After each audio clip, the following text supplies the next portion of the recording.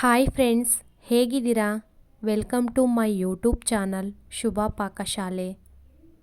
ನಾನಿವತ್ತು ಈ ವಿಡಿಯೋದಲ್ಲಿ ನಮ್ಮ ಮಂಡ್ಯ ಸ್ಟೈಲ್ನ ಬೋಟಿ ಗೊಜ್ಜನ್ನ ಮಾಡ್ತಾಯಿದ್ದೀನಿ. ನಮ್ಮ ಮಂಡ್ಯದಳ್ಳಿ ಜನ ಬಾಳೆಕಾಯಿನ ಹಾಕ್ತೇನೆ ಬೋಟಿ ಗೊಜ್ಜನ್ನ ಮಾಡೋದೇ ಇಲ್ಲ. ಹಾಗಾದರೆ ಬನ್ನಿ ನೋಡೋಣ ಬಾಳೆಕಾಯಿನ ಹಾಕಿ ಬೋಟಿ ಗೊಜ್ಜನ್ನ ಹೇಗೆ ಮಾಡೋದು ಅಂತ. ಮೊದಲಿಗೆ ನಾನಿಲ್ಲಿ 1 kg ಬೋಟಿನ ತಗೊಂಡು ಅದನ್ನು ಸ್ವಲ್ಪ ಸುಣ್ಣ ಹಾಕಿ ಚೆನ್ನಾಗಿ ತೊಳ್ಕೊಂಡಿದ್ದೀನಿ. ನೆಕ್ಸ್ಟ್ ಅದನ್ನು ನಾನು ಕುಕ್ಕರ್ನಲ್ಲಿ 3 ವಿಸಲ್ ಕೂಗಿಸ್ಕೊಂಡು ನಂತರ ಅದನ್ನು ಕಟ್ ಮಾಡಿ ಇಟ್ಕೊಂಡಿದ್ದೀನಿ. ಅರ್ಧ kg ಹಸಿ ಅವರೆಕಾಳು, ಅರ್ಧ kg ಗೆಡ್ಡೆಕೋಸು, ಹಾಗೆ ಅರ್ಧ kg ಆಲೂಗೆಡ್ಡೆನ ಕಟ್ ಮಾಡಿ ನೀರಲ್ಲಿ ಹಾಕ್ಕೊಂಡಿದ್ದೀನಿ. 5 ಬಾಳೆಕಾಯಿನ ಕಟ್ ಮಾಡಿ ನೀರಲ್ಲಿ ಹಾಕ್ಕೊಂಡಿದ್ದೀನಿ. ಬಾಳೆಕಾಯಿನ ನೀರಲ್ಲಿ ಹಾಕಿಡೋದ್ರಿಂದ ಬಾಳೆಕಾಯಿ ಬಣ್ಣ ಕಪ್ಪಾಗಲ್ಲ. ನೆಕ್ಸ್ಟ್ ಇವಾಗ ಮಸಾಲಾನ ರೆಡಿ ಮಾಡ್ಕೊಳ್ಳೋಣ. ಉರಿಗಡಲೆ, ಚಕ್ಕೆ, ಲವಂಗ, ಮೆಣಸು, ಏಲಕ್ಕಿ, ಒಗ್ಗರಣೆಗೆ ಎಣ್ಣೆ, ಈರುಳ್ಳಿ, ಹಸಿಮೆಣಸಿನಕಾಯಿ, ಬೆಳ್ಳುಳ್ಳಿ, ಶುಂಠಿ, ಕೊತ್ತಂಬರಿ ಸೊಪ್ಪು, ಪುದೀನ ಸೊಪ್ಪು, ಕಾಯಿ ತುರಿ, ಮನೇಲೇ ಮಾಡಿರುವಂಥ ಮಟನ್ ಸಾಂಬಾರು ಪುಡಿ. ಹೀಗೆ ಈರುಳ್ಳಿ ಹಾಗೂ ಮಟನ್ ಸಾಂಬಾರು ಪುಡಿನ ಹಾಕಿ ನುಣ್ಣಗೆ ರುಬ್ಕೊತಾ ಇದ್ದೀನಿ. ನೆಕ್ಸ್ಟು ಉಳಿದಂಥ ಮಸಾಲ ಐಟಮ್ನು ಕೂಡ ಹಾಕಿ ನುಣ್ಣಗೆ ರುಬ್ಕೊಂಡಿದ್ದೀನಿ.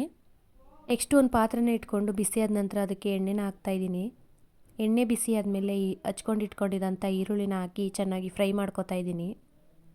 ಈರುಳ್ಳಿ ಫ್ರೈ ಆದ ನಂತರ ಬೇಯಿಸಿಟ್ಕೊಂಡಿದ್ದಂಥ ಬೋಟಿನ ಹಾಕಿ ಇದನ್ನು ಕೂಡ ಚೆನ್ನಾಗಿ ಫ್ರೈ ಮಾಡ್ಕೊತಾ ಇದ್ದೀನಿ. ನೆಕ್ಸ್ಟ್ ಇದಕ್ಕೆ ಬಿಡಿಸಿಟ್ಕೊಂಡಿದ್ದಂಥ ಅವರೆಕಾಯಿನೂ ಕೂಡ ಹಾಕಿ ಚೆನ್ನಾಗಿ ಹುರಿತಾ ಇದ್ದೀನಿ.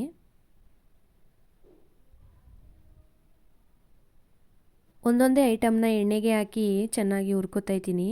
ಅದೇ ರೀತಿ ಹಚ್ಕೊಂಡಿದ್ದಂಥ ಆಲೂಗೆಡ್ಡೆ ಮತ್ತು ಗೆಡ್ಡೆಕೋಸನ್ನ ಕೂಡ ಹಾಕಿ ಚೆನ್ನಾಗಿ ಹುರಿತಾ ಇದ್ದೀನಿ. ನೆಕ್ಸ್ಟು ಇದಕ್ಕೆ ರುಬ್ಕೊಂಡಿದ್ದಂಥ ಮಟನ್ ಸಾಂಬಾರು ಪುಡಿನ ಹಾಕ್ತಾಯಿದ್ದೀನಿ. ಇದರಲ್ಲಿ ಹುರ್ಕೊಂಡಿರೋಂಥ ಎಲ್ಲ ಐಟಮು ಕೂಡ ಮುಕ್ಕಾಲು ಭಾಗದಷ್ಟು ಬೇಯೋವರೆಗೂ ಬಿಡ್ತಾಯಿದ್ದೀನಿ. ಚೆನ್ನಾಗಿ ಕುದಿ ಬಂದ ನಂತರ ಇದಕ್ಕೆ ರುಚಿಗೆ ತಕ್ಕಷ್ಟು ಉಪ್ಪನ್ನ ಸೇರಿಸ್ಕೊತಾ ಇದ್ದೀನಿ. ಹಾಕ್ಕೊಂಡಿದ್ದಂಥ ಐಟಮ್ ಎಲ್ಲ ಮುಕ್ಕಾಲು ಭಾಗದಷ್ಟು ಬೆಂದ ನಂತರ ಬಾಳೆಕಾಯಿನ ಸೇರಿಸ್ಕೊತಾ ಇದ್ದೀನಿ. ಬಾಳೆಕಾಯಿ ಬೇಗ ಬೆಂದೋಗೋದ್ರಿಂದ ಎಲ್ಲ ತರಕಾರಿನೂ ಬೇಯಿಸ್ಕೊಂಡ ನಂತರ ಬಾಳೆಕಾಯಿನ ಆ್ಯಡ್ ಮಾಡ್ಕೊತಾ ಇದ್ದೀನಿ. ನಂತರ ಸ್ವಲ್ಪ ಹೊತ್ತು ಬಾಳೆಕಾಯಿನೂ ಕೂಡ ಬೇಯಕ್ಕೆ ಬಿಡ್ತಾಯಿದ್ದೀನಿ. ಬಾಳೆಕಾಯಿ ಬೇಯಿದ ನಂತರ ರುಬ್ಕೊಂಡಿದ್ದಂಥ ಮಸಾಲನೂ ಕೂಡ ಇದಕ್ಕೆ ಸೇರಿಸ್ಕೊತಾ ಇದ್ದೀನಿ. ಗೊಜ್ಜನ್ನ ಕನ್ಸಿಸ್ಟೆನ್ಸಿ ನೋಡಿಕೊಂಡು ನೀರನ್ನ ಹೆಚ್ಚಿಸ್ಕೊತಾ ಇದ್ದೀನಿ. ಮಸಾಲ ಹಸಿ ವಾಸನೆ ಹೋಗೋವರೆಗೂ ಚೆನ್ನಾಗಿ ಕುದಿಸ್ಕೊತಾ ಇದ್ದೀನಿ. ಹಾಕಿರುವಂಥ ತರಕಾರಿಗೆ ಚೆನ್ನಾಗಿ ಮಸಾಲ ಹೊಂದೋವರೆಗೂ ಅದನ್ನು ಚೆನ್ನಾಗಿ ಬೇಯಿಸ್ಕೊಂಡು ಕೊನೆಯದಾಗಿ ಸ್ವಲ್ಪ ಕಾಯಿ ತುರಿನ ಹಾಕಿ ತಿರುಗಿಸ್ಕೊತಾ ಇದ್ದೀನಿ. ಕಾಯಿ ತುರಿ ಹಾಕೋದ್ರಿಂದ ಸ್ವಲ್ಪ ಫ್ಲೇವರ್ ಚೆನ್ನಾಗಿರುತ್ತೆ ಅಂತ ನಾನಿಲ್ಲಿ ಹಾಕೋತಾ ಇದ್ದೀನಿ. ಹೀಗೆ ರೆಡಿ ಆಯಿತು ನೋಡಿ ನಮ್ಮ ಮಂಡ್ಯ ಸ್ಟೈಲ್ನ ಬಾಳೆಕಾಯಿ ಹಾಕಿ ಮಾಡುವಂಥ ಬೋಟಿ ಗೊಜ್ಜು. ಮನೆಯಲ್ಲಿ ನೀವು ಕೂಡ ಒಂದು ಸಲ ಟ್ರೈ ಮಾಡಿ ನೋಡಿ, ತುಂಬ ಈಸಿಯಾಗಿ ಅಷ್ಟೇ ಟೇಸ್ಟಿಯಾಗಿ ಇರುತ್ತೆ.